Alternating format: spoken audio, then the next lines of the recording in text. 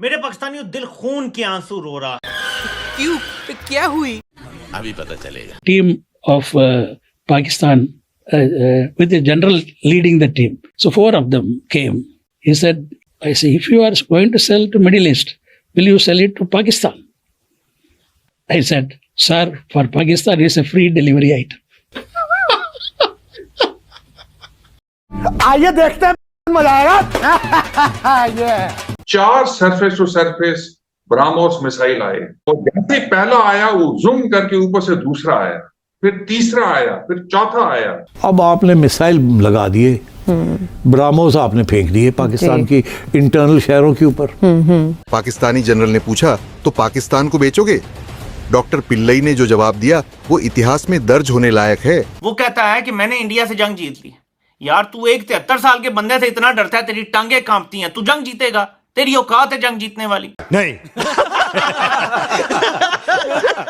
उन्होंने कहा कि पाकिस्तान को तो ये मुफ्त में देंगे, लेकिन उस मुफ्त की असली कीमत पाकिस्तान को ऑपरेशन सिंदूर में चुकानी पड़ी। अब भारत 1 लाख करोड़ रुपए का असलहा खरीद रहा है और ना सिर्फ ये, बल्कि अब उसने ये दावा किया है कि वो बंकर बस्टर बॉम्ब जो हैं जो ईरान पे बरसाए गए वो भी बना रहा है। जाहिर है हम ही उसका निशाना है। मर्दों का मर्दाना वार मुकाबला किया जाता है, ये नहीं 1 लाख करोड़ का असला खरीद रहा है, लेकिन बंकर बस्टर जो बम जो है वो बना रहा है, वो क्यों बना रहा है? क्योंकि वो तो न्यूक्लियर साइट्स जो हैं उसको बरस्ट करने के लिए या उसको तबाह करने के लिए होते हैं। लेकिन दावे मैं भारत से जंग जीती हूं, तेरी औकात नहीं है जंग जीतने वाली। बात तो सही है। नमस्कार दोस्तों, ऑपरेशन सिंदूर के दौरान जब भारत ने पाकिस्तान के कई एयरबेस पर ब्रह्मोस मिसाइल से वार किया, तब पूरी दुनिया ने इस मिसाइल की ताकत खुद देखी। लेकिन पाकिस्तान को ब्रह्मोस से डर आज का नहीं है, वो तो पहले से ही इस मिसाइल से थर थर कांपता आया है। पाकिस्तान की मिसाइलें और एयर डिफेंस सिस्टम ब्रह्मोस के सामने टिक ही नहीं पाते। इससे जुड़ी एक इंटरेस्टिंग कहानी हाल ही में दुबई के डिफेंस एक्सपो में सुनने को मिली। ब्रह्मोस मिसाइल के जनक डॉक्टर AS पिल्लई ने एक किस्सा सुनाया। उन्होंने बताया कि एक बार एक पाकिस्तानी जनरल उनके पास आया और बोला, क्या भारत अपनी ब्रह्मोस मिसाइल पाकिस्तान को बेचेगा? डॉक्टर पिल्लई ने मुस्कुराते हुए जवाब दिया, पाकिस्तान के लिए तो ये बिल्कुल मुफ्त होगी।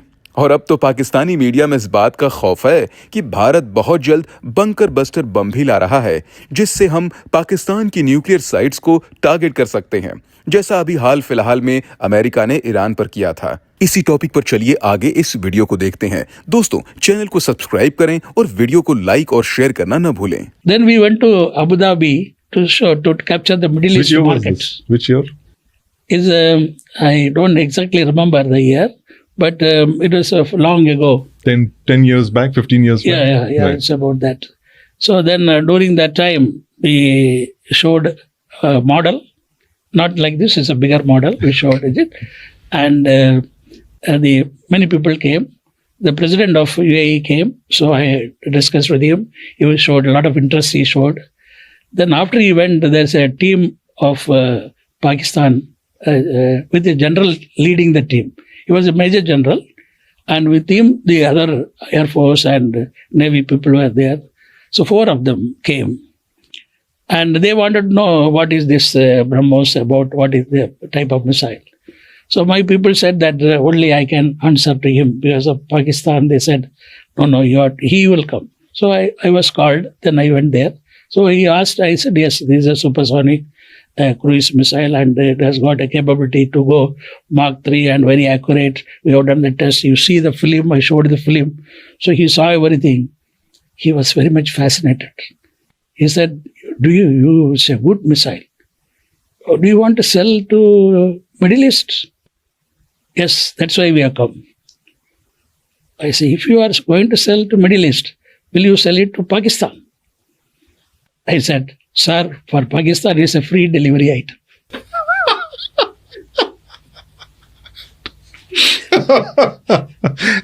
And immediately his face changed because we did not expect this answer.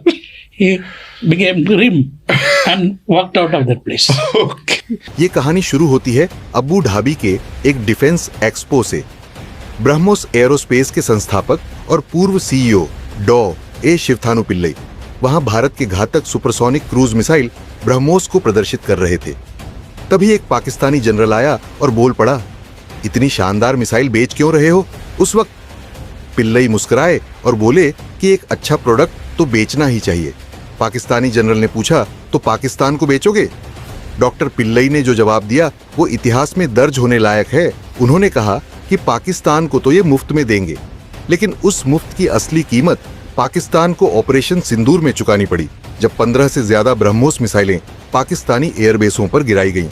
बता दें, 10 मई की सुबह भारत ने जवाबी कार्यवाही के तहत ऑपरेशन सिंदूर को अंजाम दिया। इसमें ब्रह्मोस मिसाइलें इस सटीकता से दागी गईं कि पाकिस्तानी एयरबेस के बंकर, रनवे और हैंगर सब कुछ तबाह हो गया। नेक्स्ट मॉर्निंग ही came with surface to surface missiles. वो भी फिर आर्मी और एयरफोर्स ने, आर्मी ने अल-फतह हमारे मिसाइल मारे और एयरफोर्स ने, ये जो आप सुबह की बात कर रहे हैं, जी ये 10 की सुबह को हुआ, बिकॉज मेरी कुछ लोगों से बात भी हुई। उस बेस के ऊपर 4 surface to surface BrahMos missile आए, सरफेस टू सरफेस या एयर टू सरफेस, ये मुझे नहीं पता। तो पायलट्स जो हैं वो पहले दौड़े कि वो अपने जहाजों को सिक्योर करें। अच्छा।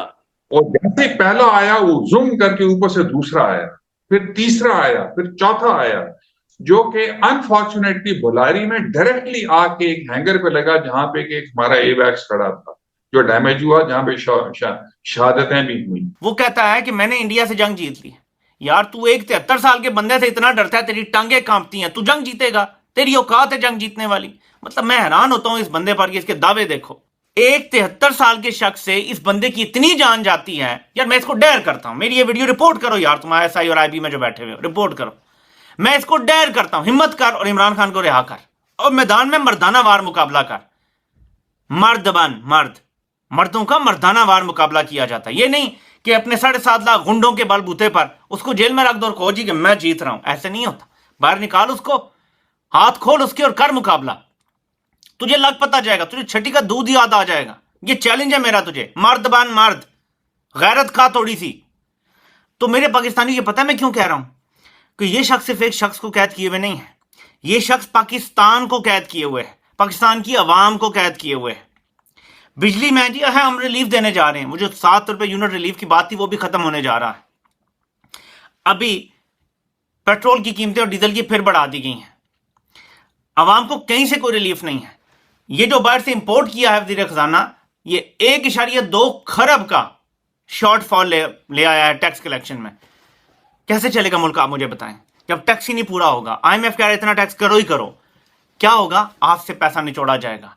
बाहर से कर्जे ले रहे हैं, कमर्शियल कर्जे ले रहे हैं मुल्क चलाने के लिए, और कहते हैं जी हमने मुल्क संभाल लिया है। आलमी ताकतों को पाकिस्तान इतना ही चाहिए कि बस वेंटिलेटर लगा रहे और हमारे काम करता रहे। वो आपको कभी खुशहाल नहीं होने देंगे। खुशहाल तब होगा जब हम अपनी आजाद खारजा पॉलिसी बनाएंगे।